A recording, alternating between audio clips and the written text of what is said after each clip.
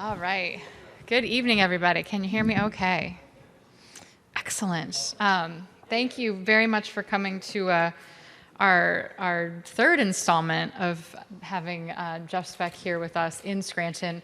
I see a lot of faces here that I know were at the 2019. Was it 2019? Was it 18? Was it 18? 18. Gosh, 5 years 18, ago. yeah. 5 years ago, when we first welcomed you here, last year when we were able to kick off this study, and then tonight as we culminate and as we have Jeff here to go through the results of his study. It's a very, very robust and in-depth study of our downtown and how we can have safer streets. And it's not just safer streets, it is the type of change that could really transform and kick our future economic growth into gear and take it to the next level. I was thinking today about kind of the first time that I read some of your material, Jeff, and I know, of course, anybody in this room knows that I'm from Oregon, so I was going to read a little bit about the Portland passage that spoke to me, and something that's important for me to keep in mind, and I always do. Portland is a much bigger city than Scranton, but the downtown is slow. You don't speed through the downtown streets in Portland. You go slow, nobody complains about it, it's just the way it is. It's a much safer, more walkable place. And I remember reading this 5 years ago when I had this book. So there was a gentleman named Joe Cortright that published a report called the Portland's Green Dividend, and he asked the question, what does Portland get for being more walkable? And it turns out quite a lot, as Jeff writes. So he makes a good point where it rains a lot in Portland, and interestingly, locals pride themselves in not using umbrellas. That's absolutely true. I don't think I owned an umbrella until I moved to the East Coast. But really what Portland is able to capture, and they have over many, many decades, they have more independent bookstores, they have more restaurants, they have more bars. They've been able to capture the value of those safer streets. They've been able to capture the value of people not having to bring their cars downtown, not having to own a car downtown. There's more savings in people's pockets when they don't have to own a car. Before I came over here, I was actually talking with Grace, my executive assistant, who many of you know. Unfortunately, well, good for her. We're very excited. She's going to grad school in DC next month.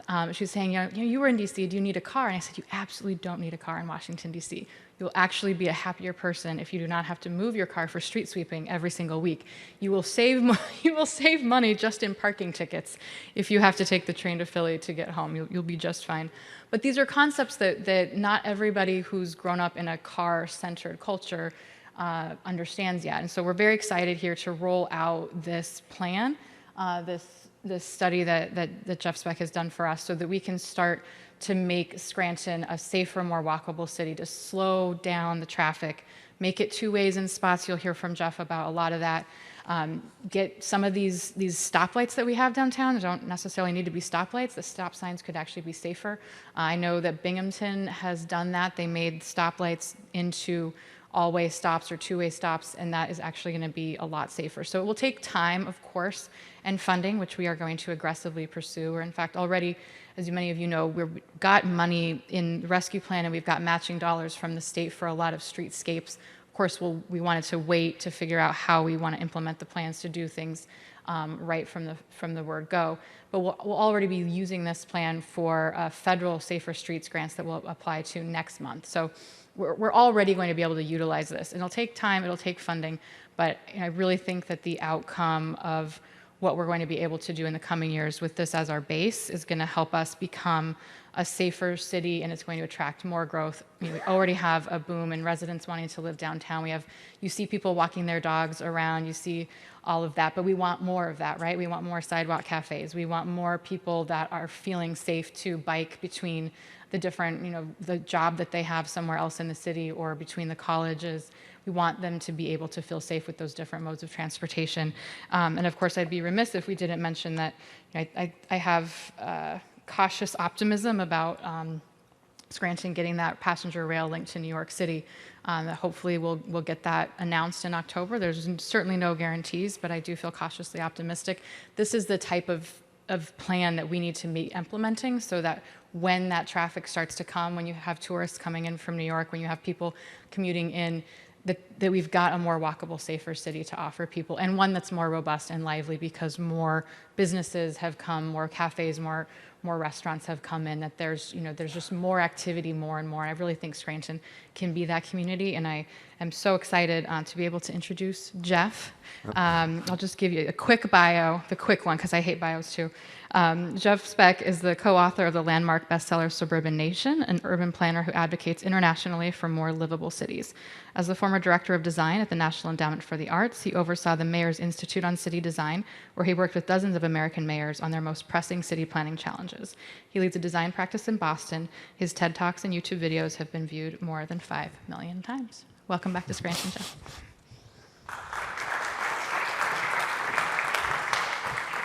Thank you, Mayor.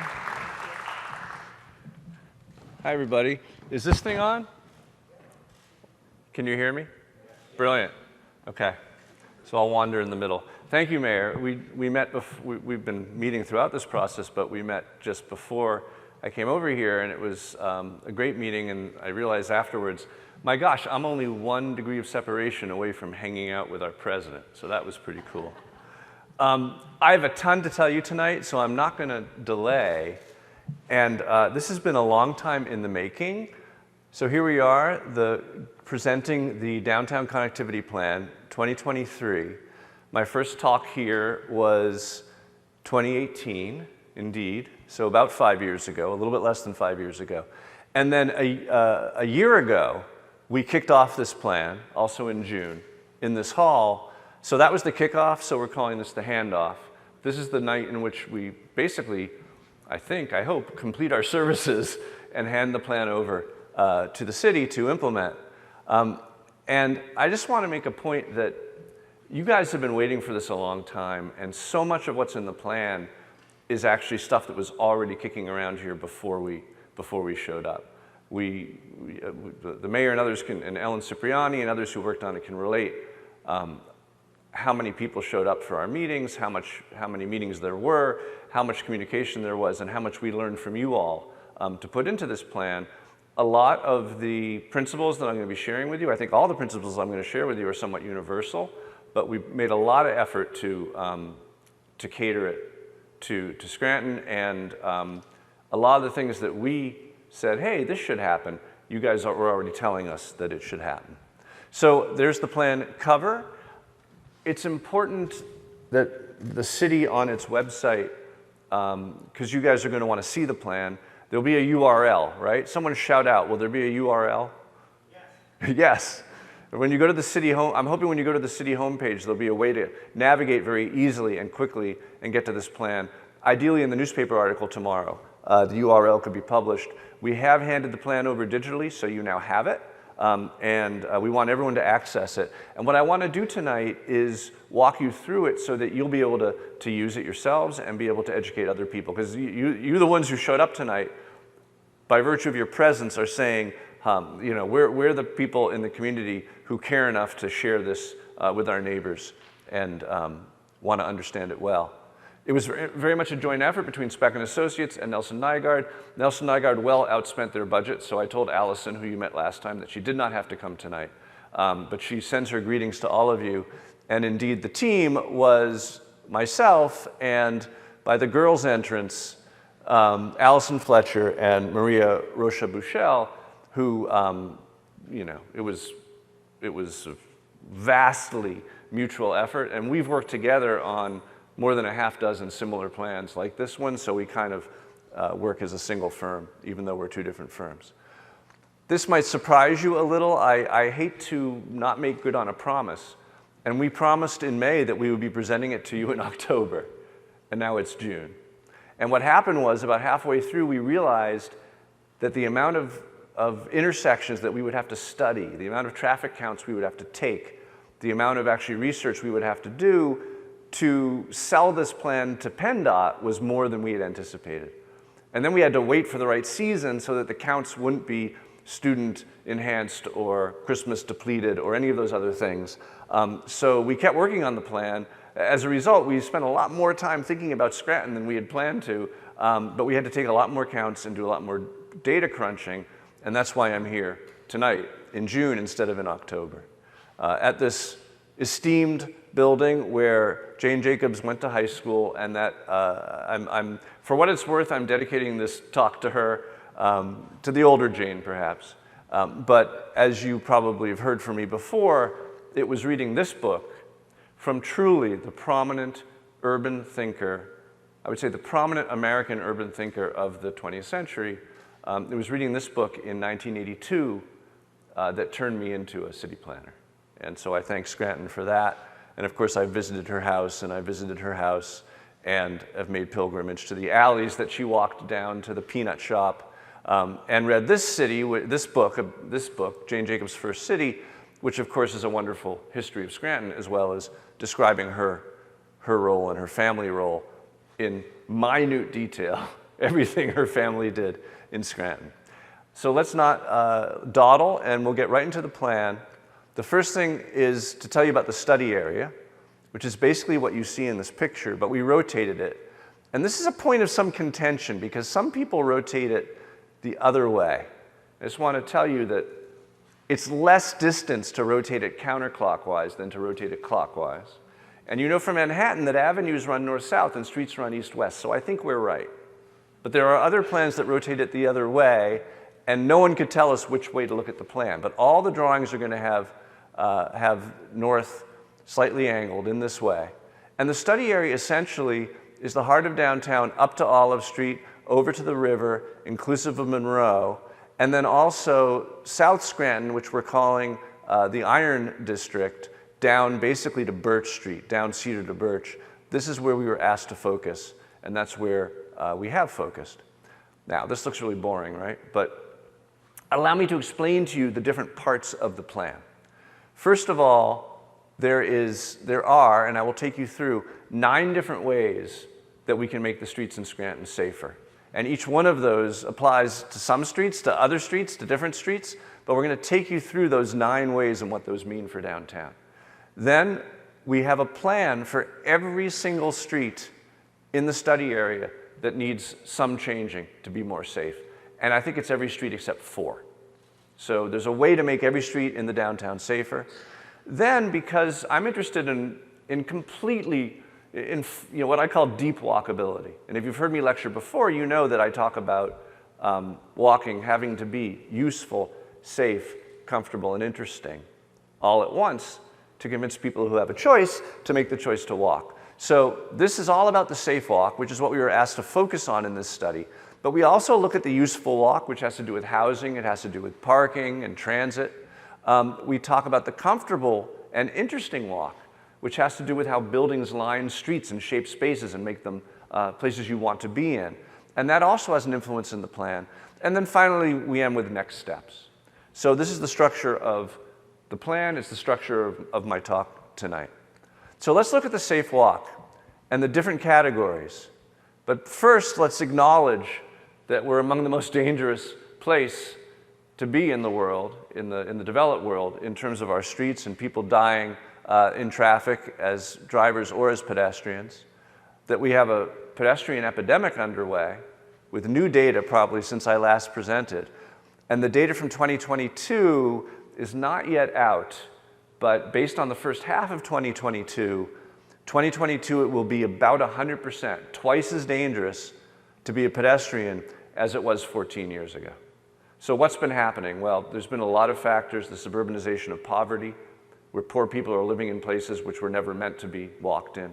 But mostly it's the size of our vehicles and the spread of SUVs and trucks with high hoods and heavier weight, which we can't really change. I mean, we can try to change.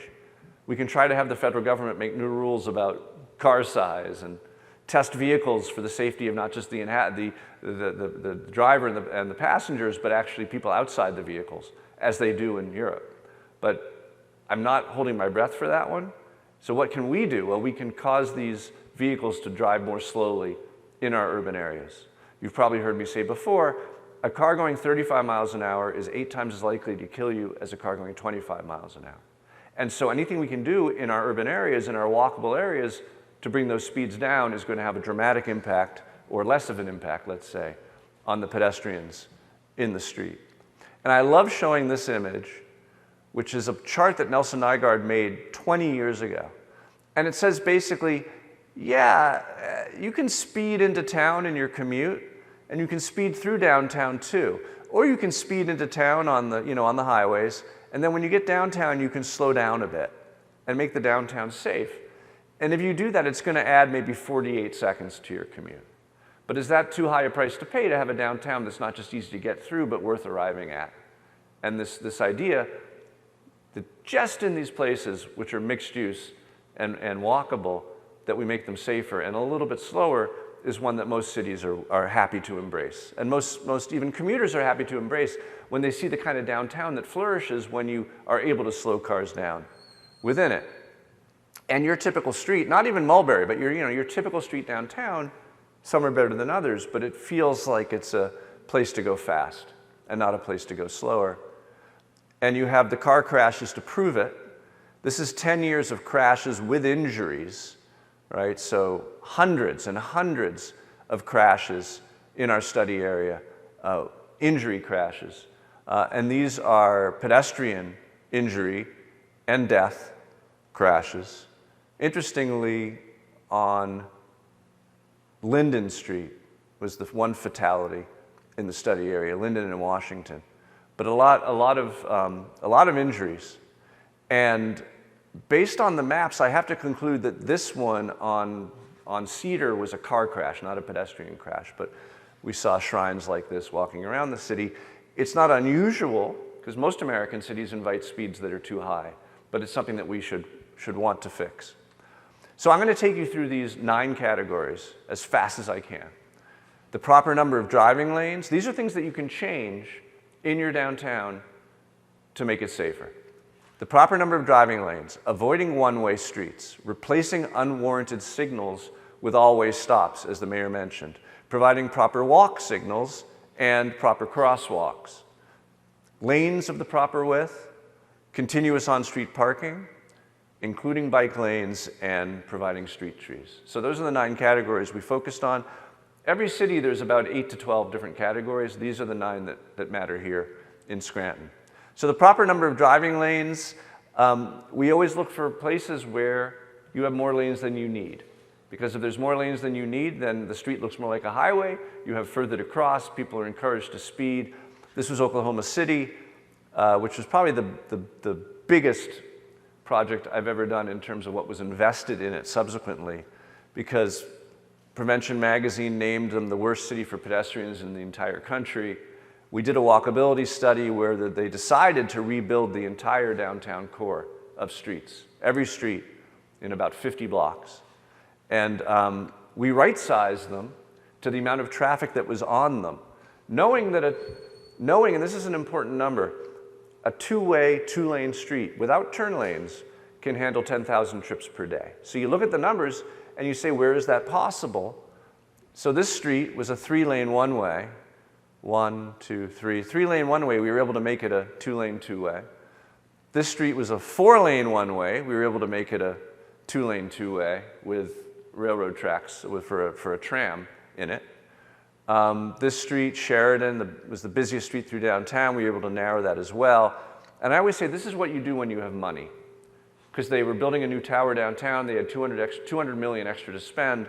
This is what they spent it on. Mostly I tell cities, don't rebuild, restripe. You can restripe a whole downtown for the price of rebuilding a couple streets. Now in this plan, there are a couple streets that we think need rebuilding. And there's certainly evidence from other cities that when you make the investment to rebuild certain streets beautifully, that the amount of economic energy that's generated well outpaces that investment. But almost every recommendation in our plan is a restriping, not a rebuilding of any kind. So a nice restriping plan that I led was in Cedar Rapids, Iowa. Again, more lanes than they needed, one-way pairs they didn't need. And if you look closely, you see the 4-lane one-ways, right? So we changed this traffic system to this traffic system, all 2-lane, all two-way, because the number of trips could handle it. So a typical street went from this to this. And just paint, right? A new top coat and paint. So you've got a number of streets that if you count the cars and you count the lanes, you have more lanes than you need. for the cars that are on them. The east part of Mulberry, certainly Wyoming, a number of others I'll show you. This is a super important diagram. It's the car count diagram downtown. And what you see is almost all the streets have less than 10,000 cars per day. So almost all the streets can have 2 lanes and not even any turn lanes. Now there's a few moments on Washington and Wyoming, and certainly on the wide part of Mulberry, where it's a little bit more.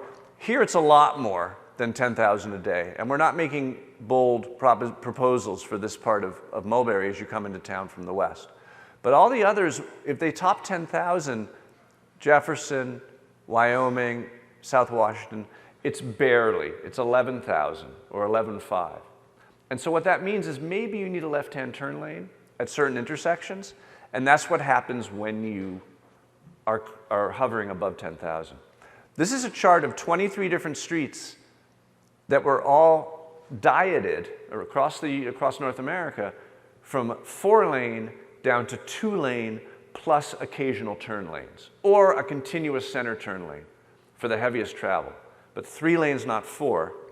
And what you see is, first of all, they handle just as much traffic after as they did before, but secondly, look at these numbers: 22, 22, 17, 20, 20 and a half, 21. This is much higher than the traffic you're experiencing in most of your downtown. And so most of your streets, the heaviest traffic streets, can be 2-laners with turn lanes where needed. And most of your streets, 95% of your streets, can just be 2 lanes wide. So that's an important lesson. And here it is diagrammed. This is the number of lanes in your downtown. Each stripe is a lane. And then when you look at the volume on those streets, this is the demand. So this is the supply of lanes, and this is the demand of lanes. And so you just subtract one from the other, and you get the lane oversupply. So these are all the lanes that can be removed from downtown without reducing your capacity to the point where you will get undue congestion. So that's an important starting point. And then this is one page that represents, well, first of all, it's the first page of several. It's from the appendix of the plan. It represents months and months of study where the engineers at Nelson Nygaard modeled, in a sophisticated black box that I can't begin to understand, modeled the proposal. They modeled the existing conditions and they modeled the proposal that we were making, and they compared them before and after. And LOS's level of service, if you get into an E, it's unstable, and an F, it's very too congested. And you see the existing level of service, Bs, Ds, and Cs, and the proposed level of service, Bs, Ds, and Cs. And I should say, just so you understand this, people think of it like a report card where an A is great, and a C is embarrassing. In fact, there's not a downtown in America worth visiting that has a level of service level of service of A or B. I was going to say better, but it's not better. Most successful downtown cores in the US have Cs, Ds, and Es, because that sort of congestion actually is what causes people to shop, and it's a function of people wanting to be there. As Yogi Berra says, no one goes there anymore, it's too crowded.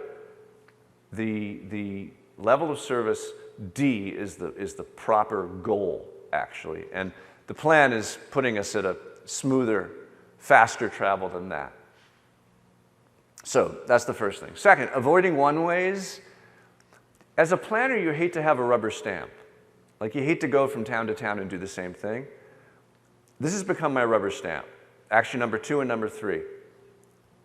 Avoiding one-ways and replacing signals with stop signs. Why? Because it was a rubber stamp in the other direction in the latter half of the middle through the latter half of the 20th century, where DOTs from city to city all across the US took 2-way networks and made them 1-way in order to speed traffic through the downtown. Interestingly, speeding through traffic, but not speeding local traffic, because all local trips become loops, right? And actually become longer, because you have to take 3 turns to get to your destination. But this goal of treating our downtowns like highways and having the ultimate strategy being to speed cars through as quickly as possible led to literally hundreds of US downtowns, and I've worked in many of them, being made into 1-way systems. And now wherever we go, we revert them because it makes them come back to life. And that's just been our experience over and over again. Scranton is a half 1-way city. Why are one-ways so dangerous? Because you only have to look one way to cross, right? Isn't that safer? No, because there's no opposing traffic to slow the cars down. There's all this momentum of vehicles going the same direction. And most importantly, and this pertains to 2 versus 4 lane streets as well, or 3 versus 4 lane streets, there's the opportunity to jockey. Whenever you have more than one lane in a given direction, then you become a different type of driver who's looking for the faster lane, who's no longer a shopper or a sightseer, but is ready. At least that's how I behave. When I have an opportunity, when I have more than one lane, I'm always looking for the faster lane. And that's how many drivers behave. And that's why multi-lane one-way streets are so dangerous. So it's also been an economic story.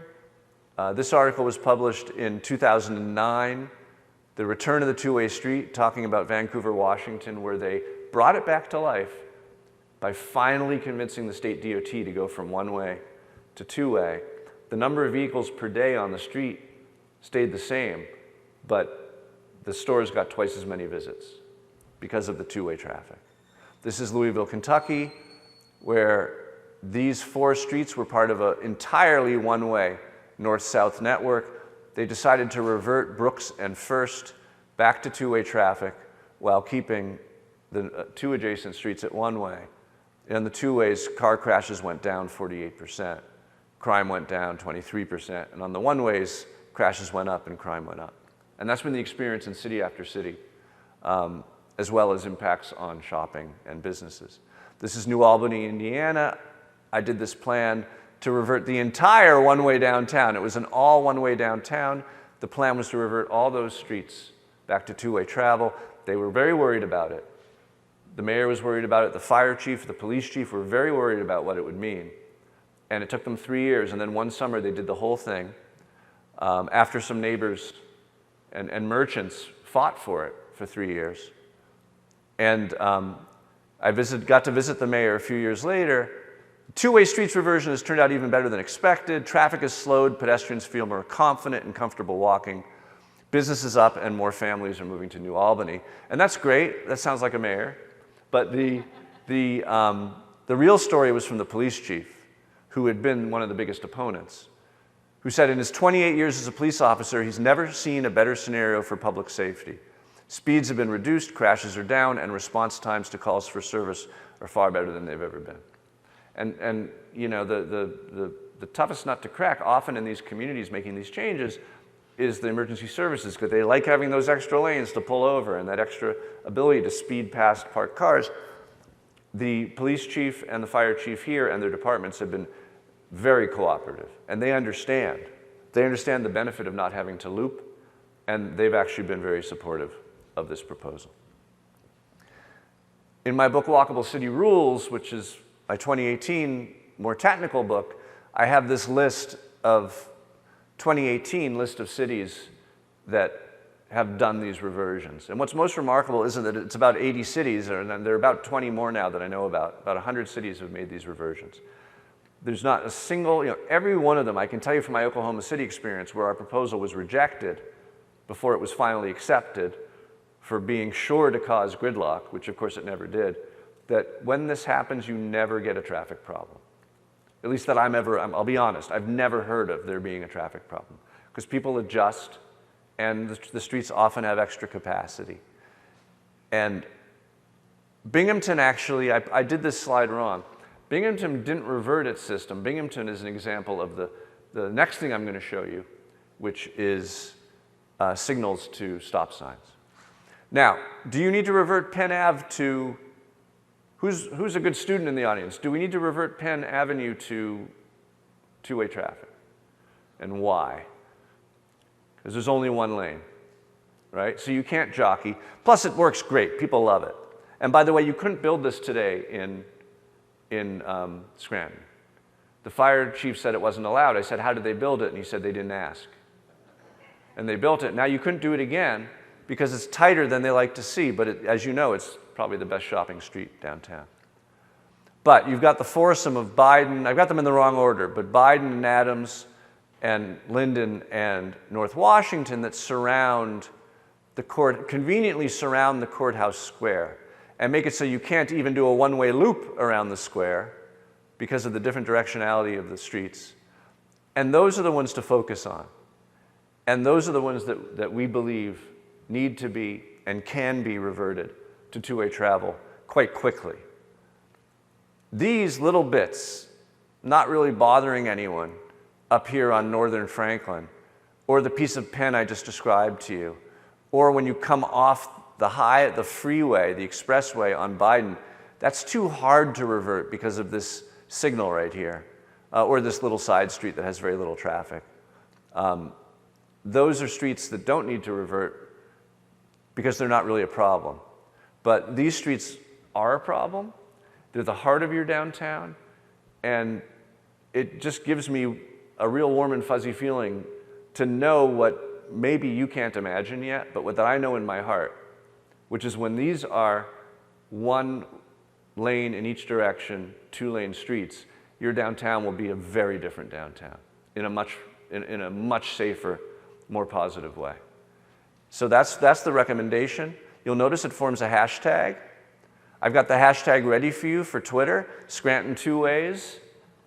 Now, you might come up with a better name, but since it is a hashtag, I thought we should make it a hashtag. And I would like to see a groundswell, social media push for what you already wanted to do before I got here, right? This was not only my idea, and this has been cooking for a long time. One of the reasons you commissioned this plan was to have the document that presented the best case for what you already know is right for your downtown, and that's to bring back the calm, slow, but steady two-way traffic to your heart. Now, there's a second thing that works really well with that, which is replacing signals with stop signs.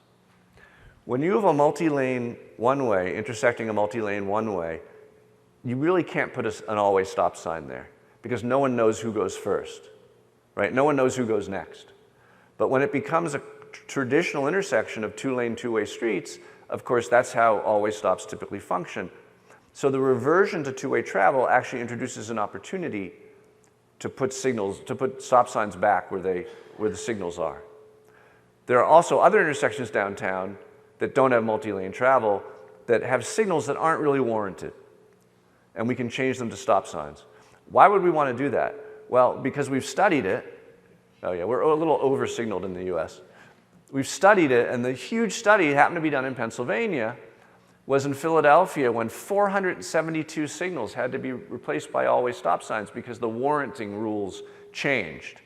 And they collected a ton of data. Crashes dropped by a quarter, severe injury crashes by 63%, and severe pedestrian injury crashes by more than 2/3. And if you think about how you drive through a stop sign versus how you drive through a signal, it's clear why that happens. This is Albuquerque, where I did a similar plan. I recommended 17 intersections for reversion to stop signs. They took me up on 11 of them. And they did it, and they bagged the lights. And then there was an uproar, because people don't like change, and they bagged the signs. And there was a louder uproar, because the drivers realized they were actually getting through the downtown faster with the stop signs than with the signals. And that's the great secret. You think, oh, I'm stopping at every intersection. That's going to be horrible. But in fact, you're kind of cruising slowly through every intersection, maybe even rolling through the intersections, which isn't that bad. It's very slow speed, and basically everyone's yielding to everyone else, how they do it in Europe. But you're never sitting at a light waiting. So they rebagged the signals and went permanently to the stop signs, and eventually they took the signals down. Now, each signal set that you have at an intersection, these days to build it new, is about $1 million. What we propose is going to give you dozens and dozens of signals to redeploy elsewhere in the city when you need them over time, and should pay for itself many times over in all the signals that you're taking out of commission. And here's the map. In green, we need to add signals because we're adding two-way travel to signalized intersections only in 5 places. So those are signals we need to buy. But in blue are 22 signalized intersections that we recommend being turned into always stops. 22 intersections which will become calm stop sign interventions as opposed to speed to beat the yellow signalized intersections. And there's some other details as well, but that's the main message here, is 22 signals can come down. Then this is the kind of stuff that cities don't pay us to give them because it's common sense, but it's important, so we put it in the report. You do need proper walk signals at the lights that you're at. And you have a condition here in Scranton. This is not standard. You have a condition here in Scranton with these push buttons, which, by the way, you know, many people have fun poking fun at these push buttons. Or some of yours have stopped to make much sense at all. But the push button condition that you have in Scranton is about, I'm not going to say it's the worst we've ever encountered, but we've never encountered a downtown which was worse in terms of how much time you spend. If you choose not to jaywalk, how much time you spend standing at intersections waiting for the signals to change. Now, replacing the signals with stop signs, of course, will really help. But at the signals in downtown and elsewhere in Scranton that remain, it's important to understand that the push button system is usually a DOT-favored system that is, you know, is for the benefit of the cars, but not for the benefit of the pedestrians. And you push the button to cross, and you know, like, if you're in the middle of a cycle where cars are coming the way that you want to cross, it doesn't even let you cross then. You have to wait till that part of that phase ends, and then this phase starts and ends, and then the whole next phase is when you get to cross. We've waited more than 90 seconds at some of your intersections to cross. Now, it's ostensibly, you know, safe to push and wait, but it's not, because no one waits, and everyone jaywalks. And the typical Scranton pedestrian that I've witnessed, myself among them, is always jaywalking, and that's not safe. So we argue very vehemently against the push-button systems in your downtown. We argue instead for what's called concurrent signalization, that when the car gets the green, the pedestrian gets the walking person. That's how it is in San Francisco, it's how it is in DC, it's how it is in New York. Truly walkable cities have this concurrent signalization with one trick, which is the LPI, the leading pedestrian interval. This is something that started to be introduced about 10 years ago. You get the walking person 3 seconds or so before the cars get the green. That allows you to walk out and claim the crosswalk before the cars start turning, and so there isn't that sort of collision that you see when both pedestrians and cars enter the crosswalk at the same time, and these reduce injuries dramatically by about 50% wherever they're tried. So that's what we're recommending for signalization. Crosswalks, you guys just need to lay down more paint. This is what they've been doing in intersections in Chicago to really make pedestrians visible, to make turning radii tighter so cars have to slow down more. And you have some crosswalks that are quite good. The whole Mulberry near University of Scranton neighborhood has good streetscape, good crosswalks. But you have lots of other places which have either no or just very faded or partial crosswalks. And that's particularly true in the Iron District, what we're calling the Iron District in South Scranton. And we actually came up with a solution just for the Iron District, also to give it an image. Which a couple things are happening here. One is that cars are parking very, this is great, this slide, accidentally. Cars are parking very close to the corner, so there's no daylighting and pedestrians aren't seen as they enter the street. That's a problem, and most cities want to have at least 10 or 15 feet from the crosswalk where you don't park. So that's something we need. And then secondly, the crosswalks are fading, but also it's the ladder crosswalks, the crosswalks that look like this, that are most effective. And so we've created something we're calling the cross crown, just for the Iron District, although you can use it anywhere, which takes these largely unmarked streets. This happens to be Cedar running north-south. This is one specific intersection. They're all a little bit like this, right, with one or two faded crosswalks. And we're painting in, just with paint, an area not to park and then big crossings. That's not a lot of money. And if you were to do that at each intersection, you know, the 6 major intersections in the shopping district of the shopping section of the Iron District, you'd have a whole new look for the neighborhood and you'd have much safer intersections there. Then there's one real problem area where Cedar meets Birch, down by the new dollar store, and the road takes a jog. You have people parking on the sidewalk because the curbs aren't there, and a lot of very wide streets, people aren't sure where they can park, where they can't park, and it looks like this. So this is cedar ending at birch. And people are making this very fast motion, as well as the motion up here, that's the state route. And so we're proposing, and you see the people parked on the sidewalk, we're proposing a special fancy cross-ground solution there that's just catered to that one special intersection with the daylighting and the marks that tell you where to park and where not to park, and then crosswalks on every desire line. And don't think that if you avoid a crosswalk at a place you don't want people crossing, like into an alley, don't think that's like an alley driveway. Don't think that if you don't provide that, people won't cross, right? People will always take the shortest path. And so you need to put crosswalks on every desire line because you want to call visibility, you want to call attention to the people walking in those places where they're going to walk anyway. So that's crosswalks. We're plowing through this. Lanes of the proper width. My mentor Andres Duani would always say, and I now say, the typical road to the typical subdivision in America is now wide enough to allow you to experience the curvature of the earth. And it's true because the standards have changed. And in downtowns, we've gone from a 10-foot lane standard to a 12-foot lane standard in many of our cities. And some of your lanes are even wider than that. Drivers intuitively know that a wider lane is a faster lane. A 10-foot lane is a 35-mile-an-hour lane if you want. A 12-foot lane is a 70-mile-an-hour lane. I drove on those on the highway getting here today. 12-foot lanes are highway lanes, and we know that in our guts when we drive.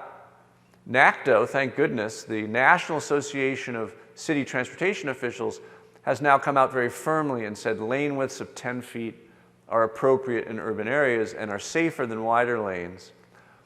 Most parking lanes are 8 feet. What you're seeing here is a 7-foot parking lane against a 10-foot travel lane. You can see there's ample room, but it's tight.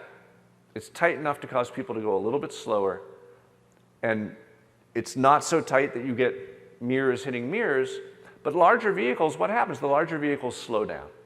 That's what happens, and that's what you want to see. Everyone slows down a little. I couldn't help but show this. This is Connecticut Avenue heading out of Washington, D.C. into Maryland, a very heavily traveled street. And it's got 3 lanes and 26 feet. These are basically 8.5-foot lanes. So it isn't like you go below 10 and there's a crisis. You go below 10 and you create a condition where people have to go yet slower. And the question isn't how slow they'll go. The question is, when do cars and trucks get stuck? When do the bus mirrors hit the bus mirrors? When do the buses and the trucks are they not able to pass each other? When you have more than 20-foot clear, because there's 3 lanes, or an extra lane, or a bike lane, or something with a little elbow room, then it's no longer a problem. So then you want to make the lanes as narrow as you can. Understanding that we're aiming for 10 feet everywhere in the plan, there's a couple places where we get narrower that I'll show you. But let's look at your streets now downtown. You have this condition that I call the extra 5.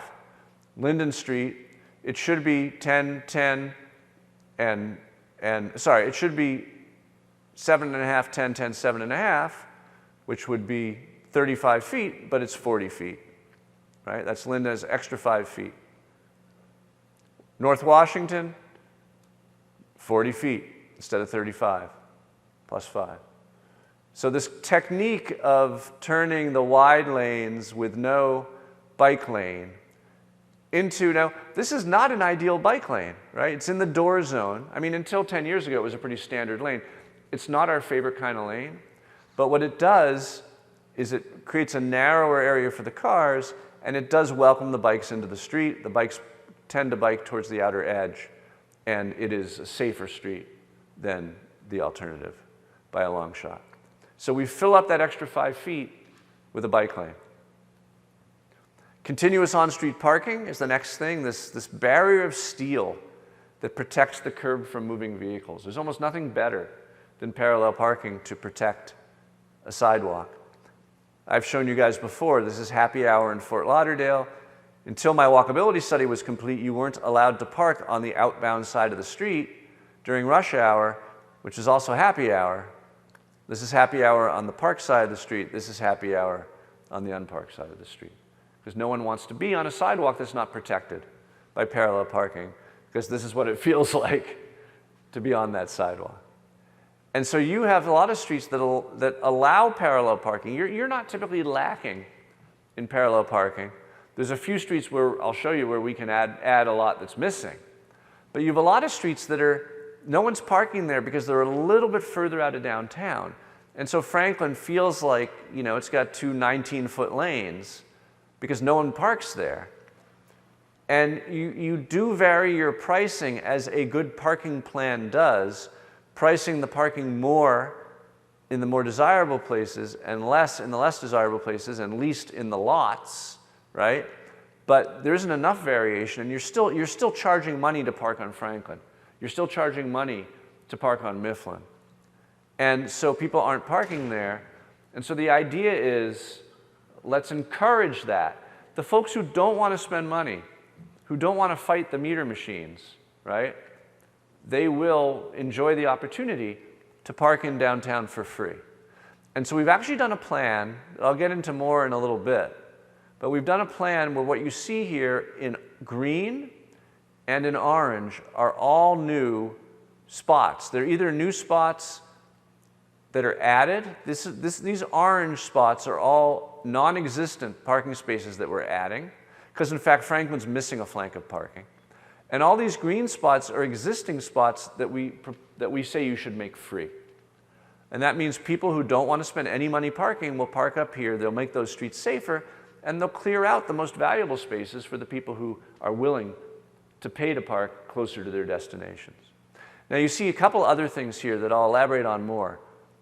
With this plan, we are net gaining you parking spaces. But there's some places where street by street they drop off.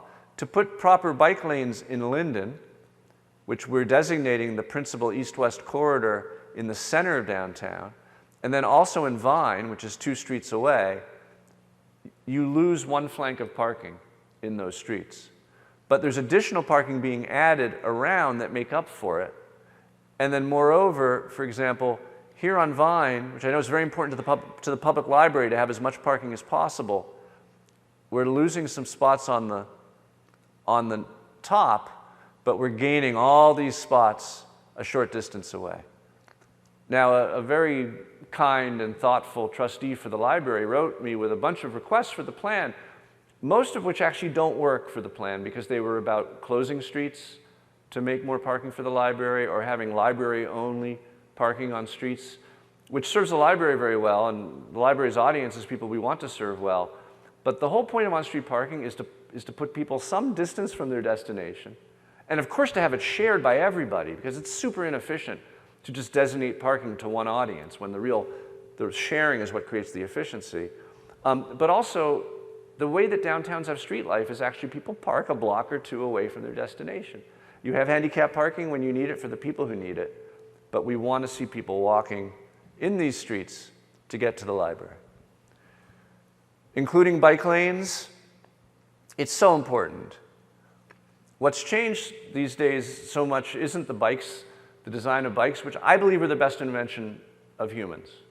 I challenge someone to come up with a better invention than the bicycle in terms of the calories it saves, the amazing mobility it gives us. This bicycle is from 1896. It's basically my bicycle, right? Bicycles haven't changed in 120-something years, but of course the technology has changed. And when we can offer the technology of bike facilities has changed. This is what we're building now in Cambridge, in Somerville, in Newton, where I live. This is the city standard, the bike lanes out of the street. And you want to do this wherever you can. And whenever you're rebuilding a sidewalk on a street that's wide enough to take a bike facility, this is the way to do it. But also protecting bikes in lanes by pulling parking off the curb. This is a classic protected bike lane. This one's in Pittsburgh. And you can see we've lost one lane of driving, which we didn't need, to create this wonderfully protected bicycle facility. This is Prospect Park West in New York City. 3 lanes became 2 when they put this facility in. Number of cyclists tripled. Speeding dropped precipitously. Injury crashes dropped precipitously. And the street handles just as many cars as it did before. Because what this 2-lane condition did was slow some of the speeding that was occurring, basically speeding from light to light, which wasn't helping anybody. There was a big drawn-out lawsuit. Eventually this prevailed. this is the best way to put bikes in a street. I want to make a point that most people, when they think of urban cyclists, they think of this fellow. We call him the mammal, the middle-aged male in Lycra. But this is more likely your urban cyclist. Fully 39% of the people who bike to school or work as their commute are from the poorest 25% of income earners. So an investment in bike infrastructure isn't just, it is also a wonderful marketing tool to show that your city is progressive and to attract talent and energy to your city. I like to say that every green stripe in the street is a horizontal billboard that says we're a progressive, happening city, a place to be. But just remember that an investment in bike infrastructure is principally an investment in equity and in folks who can't own a car, don't own a car, and still need to get around. Now you have this weird condition in Pennsylvania that these bike lanes are not allowed in Scranton. You can't build them. There's a law in the books in Pennsylvania and in every state that says that drivers can't park more than 12 inches from the curb. It's meant to control driver behavior. This is more than 12 inches from the curb. Only in Pennsylvania has it been interpreted by the legislature to prohibit the construction of these bike lanes. Somebody in Pennsylvania does not want these bike lanes built. The good news is there's been a measure introduced to reverse that. It failed the first time. We're hopeful it will pass the second time, and we will be able to build these bike lanes in Scranton. But our plan shows on a couple streets where we can't do this yet, it shows a buffered bike lane, because there's extra room, right? It's more than 5 feet. It shows a buffered bike lane in the street, but that eventually we can move it to the curb when that very frustrating law changes. So this is something we can't do. This is what we want to do, for example, on Wyoming, and we can't do. But in the short term, we can put a buffered bike lane on Wyoming, and this is what it says in light blue: protected bike lane asterisk shall be temporarily striped as a buffered bike lane until PennDOT approves off-curb parking. So we hope to get there. What you see here is a comprehensive bike plan for downtown that's very much an outcome of what was available in the streets and the attempt, and this is so important, to basically create a low-stress route to every address in downtown. Doesn't mean a bike lane in every street by any measure. It just means that biking will become, if you build this plan comprehensively, biking will become useful in downtown. And cities get very frustrated because they build bike lanes and they build bike lanes and they don't see a bike lane here, a bike lane there. They don't see the biking population change, because it's only when biking becomes safe and useful in a more comprehensive way that you then make the choice to get on the bike. And I should say with e-bikes, getting people to make that choice now has become so much easier. But the bike system needs to be somewhat comprehensive. And it's a little bit complicated to take you through right now, but I'll just raise a couple interesting things. Mifflin has room on one side for a protected cycle track right now. Lackawanna has room on one side for a protected cycle track out of the sidewalk like I showed you in Cambridge, because Lackawanna is so bad that it needs to be rebuilt.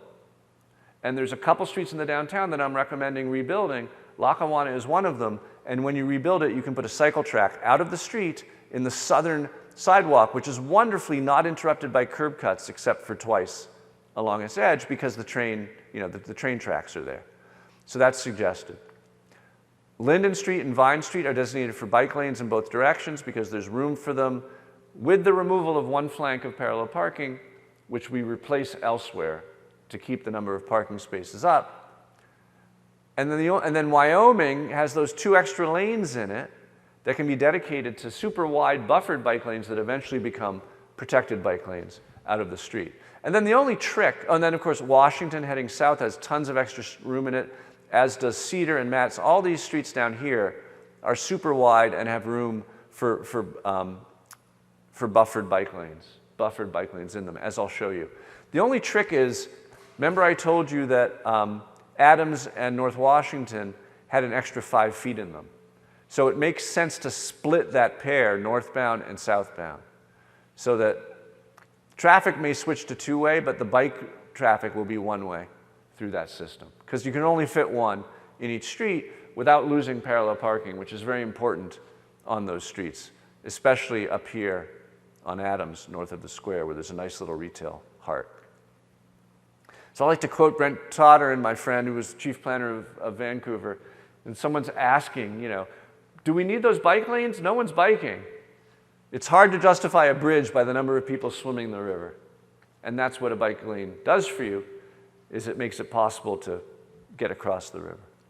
And then finally, providing street trees. I don't have a lot to tell you about this tonight, except that we talk in the plan about how the city needs to have a street tree requirement whenever a street is built. And of course, the soil volume and the treatment of what's under the tree with structural soil and silvicells or something to really make it thrive is key to that. But for the two streets, Lackawanna and Biden, that we're recommending rebuilding for, we really love the section that was built. It's a narrow sidewalk, right? But it's got the slate next to the cobble, a continuous root mass through. These trees are going to grow quite large along Monroe by the University of Scranton. It's actually a delightful design that we're recommending be proliferated whenever you build a new downtown street in the city. All right, so this is the biggest chunk and the most serious chunk of the theory. I'm now going to take you very quickly through some, not all, of the downtown streets and show you what we're doing. But as I begin this, I want to quote Adam Gopnik in The New Yorker.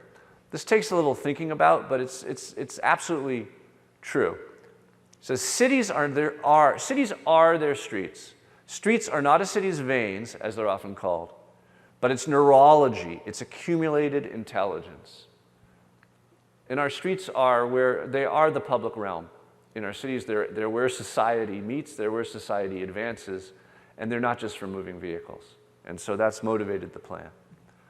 So I'm going to take you through the east-west streets, going from Lackawanna up. I'm going to take you through the north-south avenues, I believe going from Mifflin over, and then I'm going to talk about some of the streets in South Scranton. We'll start with Lackawanna. It's just a mess. I mean, it's missing parking on one side for much of its length. This treeless median really communicates a highway style of motion. There are a lot of crashes on it. People say that it's very dangerous. Someone in one of our meetings said that they had witnessed 5 pedestrian crashes alone at the intersection of Wyoming and Lackawanna. I have film I'm not allowed to show you of a crash that just recently happened at Penn and Lackawanna with a pedestrian. It's, I didn't want to gross you out. It's not nice to watch. But the street just has a lot of highway characteristics that invite higher speed, and it's carrying less than 10,000 cars a day. So we can make it what we want. And so right now, it's at its narrowest, it's 3 lanes without the median. This is a little bit further down and has parking on both sides. What we're proposing is to rebuild it, to bring in trees that are largely missing, to have a median that is that occasional turn lane that you might need when volumes get higher. But that turn lane and the median we're proposing would be cobble. So it wouldn't be raised. It would be laying in the middle of the street, something you'd drive very slowly on if you drove on it because it's bumpy. Would have trees in it, and then if you need a left-hand turn lane at an intersection, you just lose a tree, and that's where you turn. But the idea is to turn it into really a linear forest. These trees grow very quickly. I've put trees in cities that 15 years ago are canopy. 15 years from now, it's 15 years since I planted since I recommended the planting of these trees, and now the streets are entirely in shade. 15 years is not a long time in the life of a city. And then what you see here is narrower lanes. These lanes are a bit wide, and the cycle track in the sidewalk out of the street, on the south side of the street. That's what we're recommending for Lackawanna. Biden is the other street. It's named after the president. It's kind of shabby, and it lacks trees. And it's kind of wide, because you have 12-foot lanes instead of 10-foot lanes. So we're recommending that for a rebuild as well, where you narrow the lanes to 10 feet, standard 36-foot cross-section. We're making it two-way. Remember, it's part of our two-way pair now. We're making it two-way, and that gives us room, if we're rebuilding it, to put trees in the sidewalk and make it like Monroe by the university. And those are the only rebuilds we're recommending.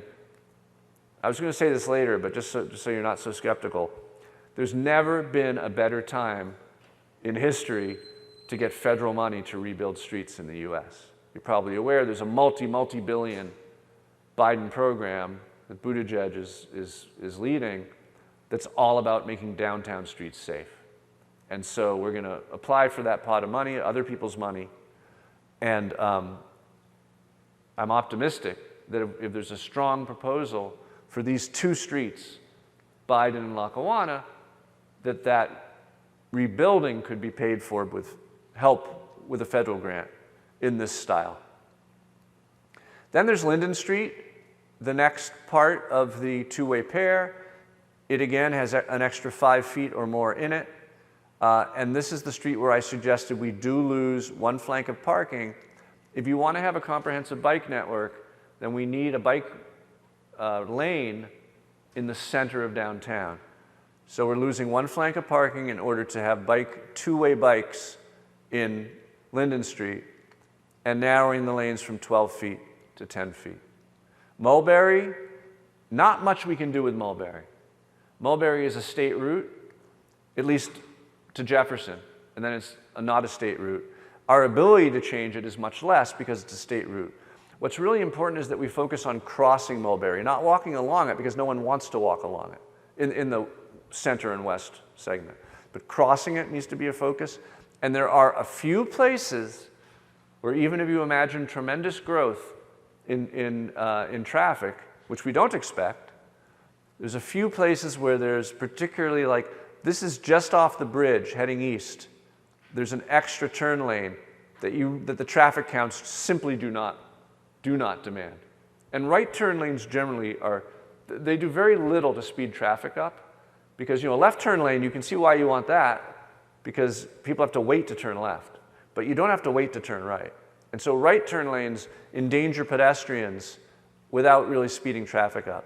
So we are recommending adding a big, deep parking lane in that one location. But that's about all the change we're proposing along at least the central part of Mulberry Street. Vine Street, as I mentioned, remember, we have bikes in Lackawanna, we have bikes in Linden, so we're also recommending bikes in Vine. Vine is also the path to Naog Park, which is a popular biking destination. And so it makes sense as a bike way. Similar condition there. There's a lot of parallel parking that's not being used, and some of the parking we want to make free is along Vine Street. But you see that we would change it from this condition with slightly wide lanes to standard width lanes, only one flank of parking, not two, and bikes in two directions. Now, that was east-west. Now the avenues. Mifflin Avenue, I told you, it has a ton of extra space in it. It's not carrying a ton of trips. And this whole edge now could be a protected cycle track where you go from this to having a buffer zone, ideally with some posts that you take out in the winter in order to plow it, and a cycle track. Imagine that, having that track down the whole west side of downtown, connecting to the river trail system. Penn Avenue, notice I've only highlighted the north part because the south part is pretty great and looks like this. The north part has an extra like 15 feet in the roadway. Does not need this dangerous right turn lane. The traffic counts are rather low. It has these wonderful trees. I wish there was a building where this parking lot is. But it has these wonderful trees. And it terminates on one of your major tourist attractions, that being the Penn Paper Building. And so here's where, this is a street plan, a connectivity plan, but we're city planners, and we make plans for every aspect of the city, and we couldn't help ourselves here, again, in introducing the interesting walk and the comfortable walk. We're not just talking about traffic. And so if you'll forgive me, there's two civic art interludes in this presentation, which has to do with how we can embellish the public realm to make Scranton more attractive and more beautiful. And I asked the question, what is Scranton known for? And unfortunately, it's not so much her as them. And I only say unfortunately because I love Jane Jacobs, but I don't say unfortunately in terms of The Office. The Office was the most Streamed TV show in 2020. This was not just a hit. This is a world-shaking 9-season extravaganza that I don't think you guys appreciate enough. And the reason I don't think you appreciate it enough is because there isn't that much celebration. There's a map, there's a self-guided tour, there's a bar where you can, oh, and by the way, they tilted this the wrong way, so I've lost all confidence in this map. But, you know, there's a bar where you can go and see really bad pictures of, you know, I think maybe, before I get into the plan, I think maybe you're a little proud and you don't want this to be your world image. I got news for you. It is your world image. And people love it. And they love you because of it. And I think it's a mistake to not hitch your wagon to this star and do something about it. So I came up with one suggestion, which is this axis with 14 extra feet that you don't need that reaches to the tower of the pen paper building. And we could call it the office walk or the office park or something else. I'm also showing, well, I'll show you in a minute the plan again. So you see there's extra room in the street you just don't need. You make the street a classic park, drive, drive, park, and you've got this, you can expand the sidewalk double, add another set of trees to match the lovely existing set of trees, and then perhaps have statuary. So I've tilted it now so you can see it bigger. Statuary, one for each member of the office, that a different corporate entity in Scranton each year, maybe only release one a year, each year a different corporate entity gets the opportunity to bid to sponsor one of the characters in the office. Now, there might be a better solution, which is to scatter these all over your downtown so that people walk the whole downtown. But I do think the path from Lower Penn, which is great shopping, to the tourist attraction of the tower is the right place if you want to concentrate them. You see you have these trees staggering with the existing trees, and then you have sculptures between each tree. You have an expanded plaza. Notice the bike lanes. You have an extended plaza in front of the tower, and then some kind of linear, these are obviously not what I have in mind, but some kind of linear statue park that would make there be a shrine at Mecca. Mecca needs a shrine. And I really recommend you do this. There is the office experience. You can go visit it in DC. And I believe you've had talks with them here. I don't know where that is or if that might materialize. But this is a tourist draw, you know, on par with the Spy Museum and other destinations. There's no reason why you should be missing out on that. Thank you for listening. Let's go into Wyoming Avenue now as we move east from Penn. It's got the extra lanes that you don't need. And we're proposing then that temporarily we put the bikes in the street, buffer against the car doors, but then, and that's this, eventually the bottom one, we're able to pull the cars off the curb and put the bikes along the curb. That's the plan for Wyoming.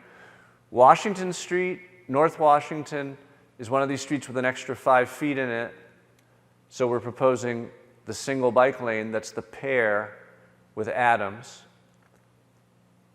And remember, and by the way, these are 9-foot lanes. But you don't get bus mirrors hitting bus mirrors because there's the elbow room of the bike lane. And this is one of these things that might be counterintuitive. So we don't want cars swerving into the bike lane, they'll hit a bike. But of course, everyone's going slow. No one's going to swerve into the bike lane without looking for bikes. And having the bike lane there is what pinches visually the traffic to go slower. So this is a considerably safer condition than what you have right now for all users. And then Adams Avenue is the partner that's doing the same thing in the other direction. Here we have 8-foot parking spaces and 9.5-foot driving lanes. I mean, you could have 7.5-foot parking spaces and standard 10-foot driving lanes, but we didn't recommend that because we like this tight roadway. Then Jefferson Ave carries a ton of traffic, particularly approaching the Biden Expressway, where it looks like this, 3 13 to 13.5-foot lanes. So what we're proposing is 3 10.5-foot lanes, because there's ample room, and an 8.5-foot parking lane. That would be up against the college buildings that are on the left side of the street. You know, right now there's just a sidewalk and like a chain that makes sure that no one jaywalks, because you'll die if you jaywalk on that street. This parallel parking would add a ton of parking to downtown in this area here and make it right in there and make it much safer, there to there. And then getting into South, we're pretty much done. Getting into South Scranton, South Downtown, excuse me, Washington Avenue is super wide through this area, and there's no parking demand. So it's the perfect opportunity to put in, first at the intersection, you need a left-hand turn lane where it meets Lackawanna. So you just have bike lanes that are against traffic. But then as you get further south, you don't need a left-hand turn lane anymore. You can have lovely buffered bike lanes against the curb. And then similarly, Cedar Avenue goes through a bunch of different experiences. You already know that, you know, there's an appendix, I should say, there's an appendix to our plan, and I'm not going to go through it tonight, that reviews all the previous bike plans, because I'm very remiss not to have yet mentioned, a lot of bike planning has already been done for downtown. But it wasn't done understanding that we had the freedom to change the direction of streets, didn't understand the full freedom we had to limit the number of lanes, and can I say, it made some recommendations that we think are wrong. For example, it suggested in this kind of struggling retail heart, which is the only retail heart of the Iron District, it recommended removing half the parking along this stretch to provide bike lanes. And we didn't think that was good for the health of that district. So we're recommending, as I showed you in my cross crown, we're recommending that this street remain unchanged except for the intersection treatments that I told you about. But we have a gold-plated bike lane that comes across Cedar, comes down, and then heads down the alley. It's not Bergen, it's Schimpf Court, and we're calling it the Schimpf Way. And you'll see it in the bike plan. But because there are almost no cars ever on that alley, it can become a bike boulevard. And so the bike path will come across and then cut in. But the part of Cedar that crosses the bridge is extremely wide, has limited traffic on it, not needing more than 2 lanes. And so it can go from this, you know, basically 4 lanes of travel to 2 lanes with lovely buffered bikeways, as we proposed for South Washington. So those are all the streets. We've been through all of them. No, I'm sorry, we've been through most of them. I haven't shown you every one because of time. And then the bike path, which I've told you about, the bike plan, here's Schimpf Court. And what happens is we get those buffered lanes along Cedar. Then for just a block, we get a little cycle track up against the sidewalk in front of the gas station. Then it tucks into Schimpf Court and continues as a bike boulevard to get down to Birch. And we've talked enough about that. Now, here's the more planny and kind of less trafficky part of the plan. What makes for a useful walk? You got to get housing right, you got to get parking right. We need as many people living downtown as possible, and cities understand this, cities invest in it. Last time I showed you Des Moines, which went from 2,500 units downtown to 10,000 units downtown because they gave a very generous tax abatement for anyone who wanted to renovate a building or build new housing downtown, and then added 10 years of tax increment financing to that. Cities like Des Moines invest in developers working downtown because they know that developers can't make a profit downtown without a little help from the city, and they know that it will profit downtown to have more people downtown.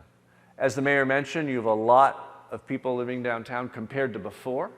You have more than 500 relatively new units of housing downtown, which is great. Great job. Try harder. And what I mean by that is not to give anyone a hard time, but just to say, I'd like to convince all of you that it's worth investing in making it easier to build renovations and new buildings downtown. And the plan talks a bit more about how that's possible. And then, of course, parking is another part of the useful walk, right? It makes walking useful downtown. And the plan, I'm not going to dwell on this because it's all pretty much standard stuff, but it's stuff that we hadn't discussed fully here in Scranton. And it's basically making sure that you follow Donald Shoup's three-legged stool from the high cost of free parking, which is 723 pages and 3.5 pounds. I don't expect you to read it, but I had jury duty, so I read it. And his theory, which is proven out and revolutionized, revitalized downtowns all across America, says, what's the question we ask about parking downtown? It's, how can we have enough parking? But what if we asked a different question? What if we asked instead, how can we provide, design, and manage parking so that cities thrive? If you ask this question and this question, you get entirely different answers. And since our goal isn't to have enough parking, which, by the way, we will, but to have the city thrive, what can we do to make that happen? And it adds up to his 3 rules: eliminating the on-site parking requirement, pricing parking in line with its value, and creating parking benefits districts. I skipped off the first one quickly because you already don't have off-street parking requirements downtown, am I right? Like a lot of CBDs, you made that choice. It was the right choice.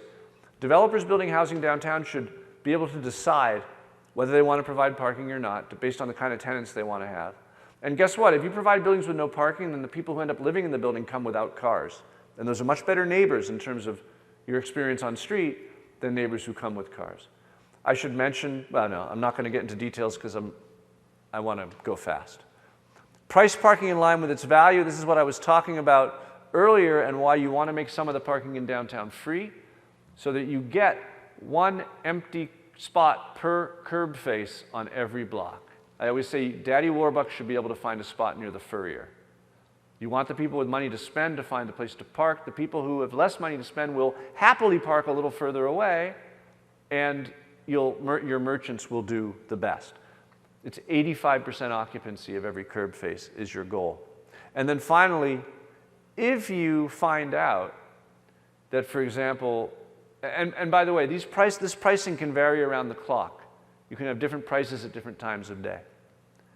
If you find that doing this on Lower Penn, on Lackawanna, in certain places where there's great demand, maybe not yet, but eventually, or maybe yet, if making this happen means that you have to raise the cost of parking considerably, the merchants will hate it. And Don Shoup tells story after story about how the merchants hated it. They did it anyway, and the merchants loved it. But I'm not saying overrule your merchants. I'm saying create a parking benefit district like in Old Pasadena. Your meter money makes a difference. Safety, streets, cleanliness, alleys. All the extra money, if you make the parking cost more, all the extra money that you collect goes into their streetscapes, their trees, their alleys. It makes the downtown in front of those shops better, and that's what actually allows you to get away with it. So I just wanted to share that with you tonight. It's in the report. And then I have to mention, after we failed to get this machine to work, we watched this poor fellow struggle. We should have helped him, but I wanted to get the photo. But we watched this guy struggle for 5 minutes. A lot of your machines don't work, and that's just like a don't come here again message. So it really is worth investing in equipment that doesn't frustrate the visitor. You know this already, but we noticed it too, and we have to put it in the report. So there you have it. And then finally, the comfortable and interesting walk has to do with shaping spaces. It has to do with the fact that, as I've said to this group before, the evolutionary biologists tell us that all animals are simultaneously seeking prospect and refuge, humans among them. We need to see our predators before they can get us, and we need to feel that our flanks are covered. And we've evolved over many thousands of years, and this is in our bones. We can't help it. If a space doesn't have good edges, we're not comfortable in that space. And so a plaza is only as good as its walls. A street is only as good as its edges. 3-to-1 can be great. 1-to-1 can be great. Beyond 6-to-1 or so, you're not feeling enclosed. 1-to-6, Salzburg, fantastic. The opposite of Salzburg is Houston. This is not Houston anymore. They've filled in this image from the 1980s, but I show this slide to remind us that the surface parking lot is the principal villain in eroding the edges of the streets so that we no longer feel that sense of refuge. Your best streets, it's no accident, have that 1-to-1 ratio or something approaching a nice outdoor living room feeling. And then where you lose it with the surface parking lots is where you don't want to walk, independent of the traffic, which in this case is quite bad, but independent of that.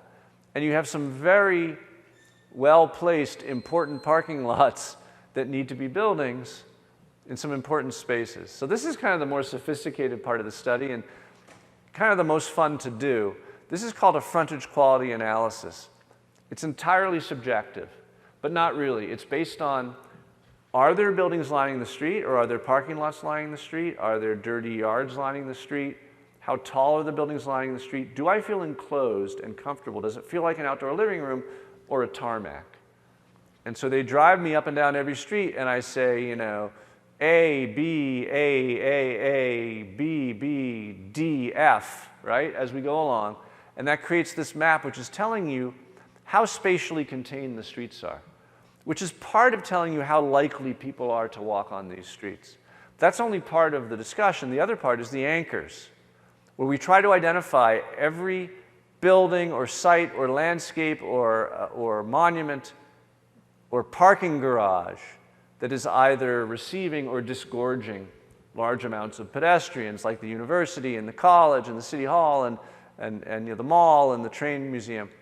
And so these are all your anchors in your downtown marked, including nice shopping districts that you see around the square or going down Cedar, right? These are all anchors. The Dollar General, it's an anchor, love it or hate it. So you combine these two things together, the frontage quality and the anchors, and that leads to a drawing that shows the network of walkability. And what you see in bright green are the places where people are most likely to walk, either because they want to or they have to get from one neighborhood to the other. And in darker green is also places that are pretty attractive for walking, but less so. And this version shows the next step from there, which is where are the missing teeth along those two networks? If a tooth is missing on the primary network, it's red and highest priority. If it's missing on the secondary network, it's green, it's orange, and second highest priority. So as a city now, when you're thinking about TIF or helping a developer to develop a site, this gives you a sort of hierarchy as to where perhaps development first could have the most impact. It's a rather, you know, this is more of an art than a science, but it's based on a process we've been doing now for 20 years. And now time for your second civic art interlude, which is another opportunity that we saw, actually more of a deficit than an opportunity, a deficit that presents an opportunity. This is a beautiful hotel. It's really amazing. It's one of the nicest, you know, it's as nice as you'll find in any city. Look at that lobby, incredible. The rooms are 4-star rooms. I took these pictures today. Look, this is like it's out of a style catalog, right? 4-star. Why is it 3.5 stars? It's 3.5 stars because it has a parking lot in front. Now, that may not be accurate, but when does the Grand Hotel, this is a Grand Hotel, can you name me another city where the Grand Hotel has a Kmart parking lot in front? It's embarrassing, and it's not right. This incredible, honorable building deserves an honorific site. It also happens to be located in one of the most important spots in Scranton, and of course, it once had a much more green approach. This is from a postcard that Allison bought me, a much more green approach before the days of the parking lot. And so what I'm proposing, and this is by no means a plan that you should build, but I'm proposing the idea of a civic square. It's the gateway to Scranton. It's the exit from Scranton. It's the frontispiece to the hotel. It has a lovely cobble drive that's wide enough for multiple valet action for dropping off, and then loops around.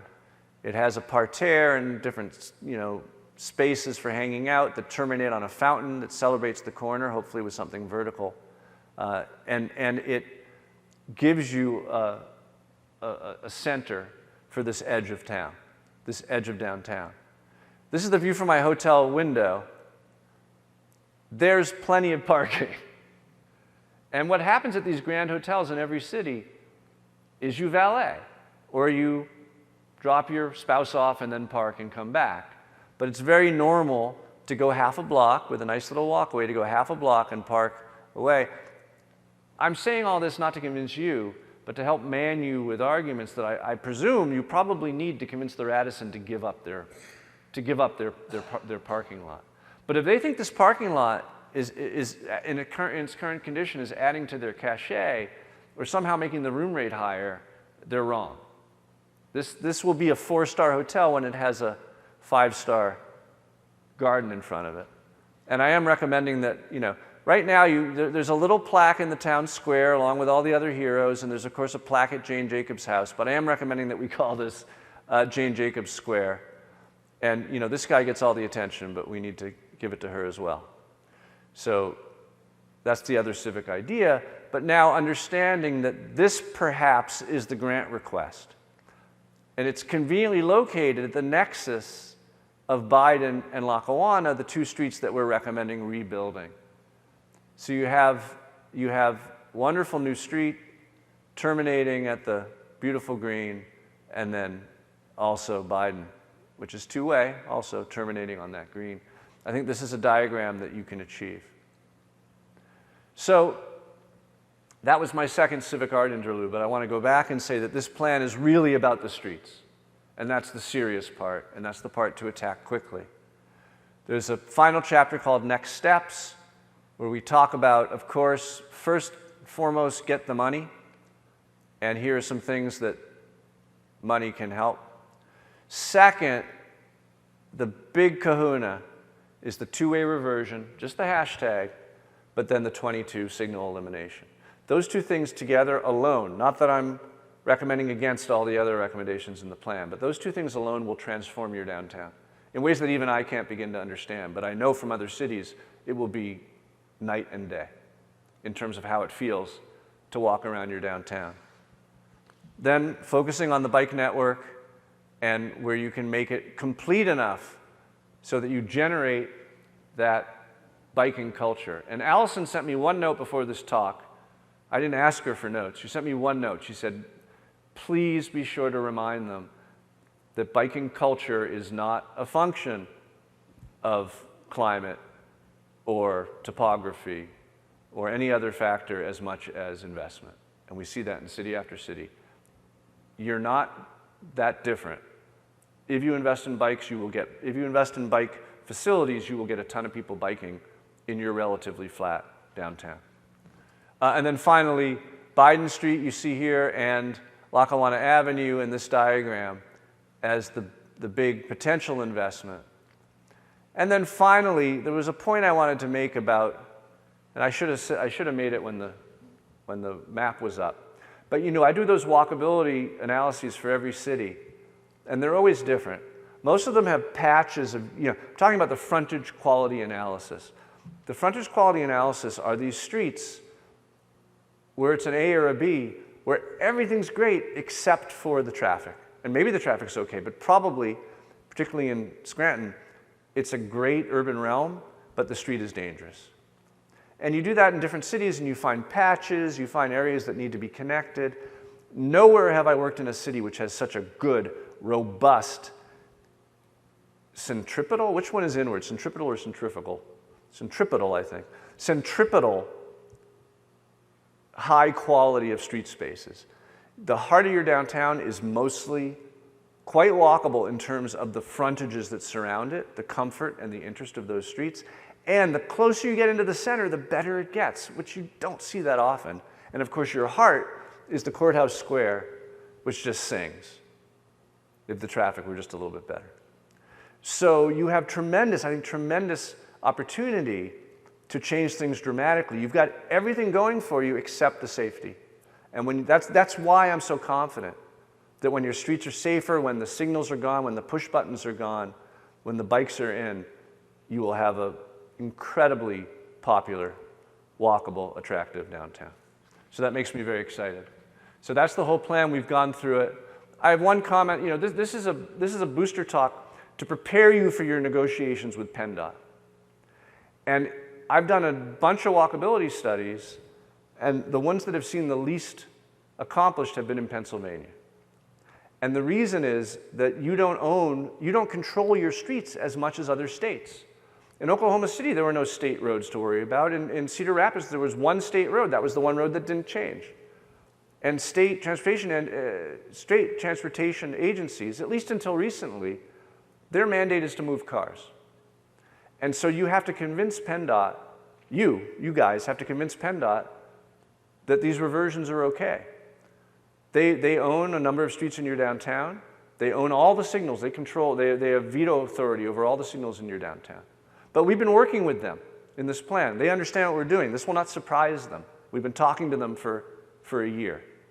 Additionally, there's new leadership at PennDOT that is very progressive and is friendly to Scranton. So we think the time has finally come. But I just want to make it clear, you need to approach them with a unified voice, a single voice, and say, hashtag Scranton two-way, whatever it is, and the stop signs need to go. And I'm hopeful this time that can happen. But that's going to be the challenge. It's going to be a struggle. So while we're on the topic of mugs, we'll just change the mug to this one I found today. Nothing great ever came that easy. We started this effort literally 5 years ago. And it's been a struggle to get to this point today where we're finally done. And even the plan itself was delayed, as I told you. It's been a struggle to get this plan completed. I think it's better for the struggle. Now we hand the struggle to you, and you will struggle. But nothing great ever came that easy, and I'm hopeful that we've done most of the struggling so you don't have to. But you're going to have to work hard to finally make these changes, and I hope that you will. So that's your plan, and I'm very grateful for your attention, and I welcome questions.